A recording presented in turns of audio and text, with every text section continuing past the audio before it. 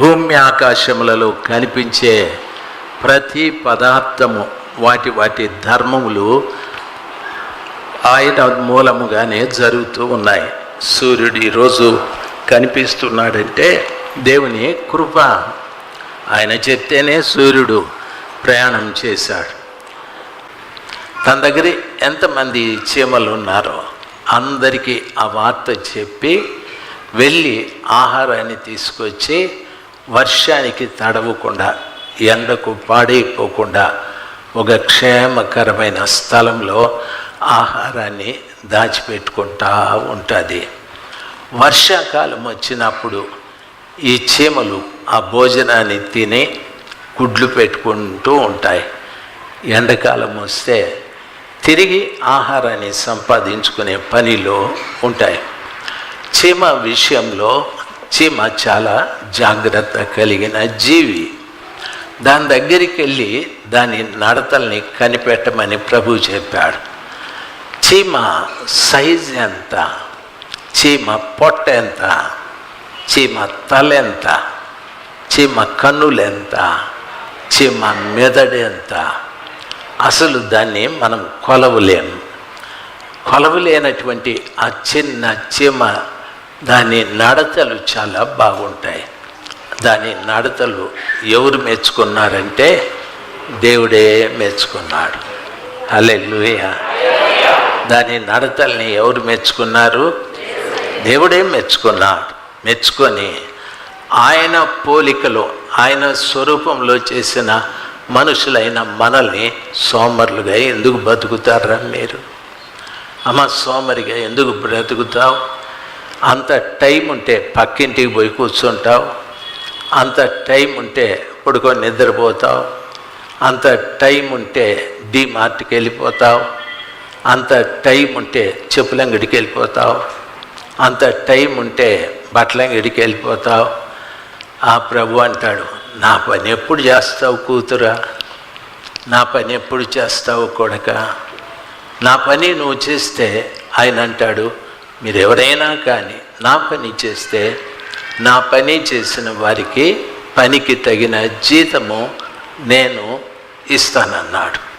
పనికి తగిన జీతం నేను ఇస్తాను అని అన్నాడు. కాబట్టి దేవుని బిడ్డలు ఎప్పుడు కూడా మనము సోమరులుగా ఉండకూడదు.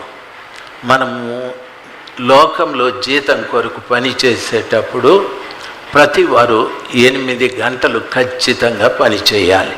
సమయానికి పోవాలి, సమయానికి రావాలి. మధ్యలో మనము ఆ సమయంలో ఎక్కడైనా వెళితే అక్కడున్న అధికారి మనకు మెమో ఇస్తాడు. నీవు చేసే ఉద్యోగంలో ఇర్రెగ్యులర్గా ఉంటున్నావు కాబట్టి నీకు అరియర్స్ రాదని మీ ఎస్ఆర్లో రెడ్ ఇంక్తో రాసేస్తారు. ఆ సంవత్సరం మీకు అరియర్స్ రాదు. రెండవది, అరియర్స్ రాకపోతే పోనీ ప్రమోషన్ కూడా రాదు. ఉద్యోగాలు చేసే వాళ్ళకి అర్థమవుతుంది. దేవుని బిడ్డలు దేవుని పనిలో సోమరితనంగా ఉంటే ప్రమోషన్ రాదు. రెండవది గమనించాల్సింది, నీకు అరియర్స్ రాదు. ప్రతిరోజు కూడా దేవుడు నీకు పనికి తగినట్లుగా అభివృద్ధి చేయాలని ఆశ. ప్రమోషన్ అంటే దాని అర్థం 10 మందికి నువ్వు పరిచయం. ప్రభు నీకు ప్రమోషన్ ఇస్తే 100 మందికి నిన్ను పరిచయం చేస్తాడు. ప్రభు నీకు ఆ ప్రమోషన్ ఇస్తే 1000 మందికి పరిచయం చేస్తాడు. ప్రభు నీకు ప్రమోషన్ ఇస్తే 2000 మందికి పరిచయం చేస్తాడు. నా మాట ఎవరు ఏం లేదు, నాకు ఎవరు తెలియదంటే ప్రమోషన్ లేదు అని దాని అర్థం. ప్రమోషన్ లేకపోవటానికి గల కారణం ఏమిటంటే నువ్వు నెంబర్ 1 సోమరి అని అర్థం. దయచేసి గమనించాల్సింది, మనం దేవుని సముఖంలో ఉన్నాము. ఎంతమంది నెంబర్ 1 క్యాడర్లో సోమరులు ఉన్నారు? నెంబర్ 1 సోమరి నేనే అనే వాళ్ళు చేయి పైకెత్తండి. నేను జేమ్స్ అన్నేనా? మేమిద్దరు తప్ప మీరందరూ సోంబేర్లే. ఎందుకో తెలుసా? దొంగోడు ఎప్పుడు నిజం ఒప్పుకోడు. వాడిని అడిగినా కూడా వాడు అని గుడ్లు తిప్పుకుంటూ ఉంటాడు. కాబట్టి మేమిద్దరు వెళ్ళిపోతాం పరలోకానికి. బ్యాంక్ ఆఫీసర్ కూడా వాడు మావుడేడా స్టాండప్ ఆన్ ద బెంచ్ అన్నట్లు స్టాండప్ ఆన్ ద ఫ్లోర్, 2 జోబుల్లో చేతులు పెట్టుకొని స్టైల్గా. కాబట్టి దేవుని పని చేయాలి. కొంతమంది దేవుని పని చేసేదానికి ఏమంటారో తెలుసా? మేమేనా ఈ చర్చిలో ఉండేది అని అట్లా అనుకునేవాడిని దేవుడు రోజున చర్చిలో నుండి బయటికి పంపిస్తాడు. పద పద అని. దేవుడు మనకిచ్చిన తలాంతు, దేవుడు మనకిచ్చిన వరం, దేవుడు మనకిచ్చిన కృప ఆయన మందిరంలో మనం ఉపయోగిస్తూ ఉండాలి. మనం దేవుడు మనకిచ్చిన తలాంతు ఉపయోగించాలి. నువ్వు వాయిద్యగాడైతే వాయిద్యాలు వాయించే విషయంలో, లేకపోతే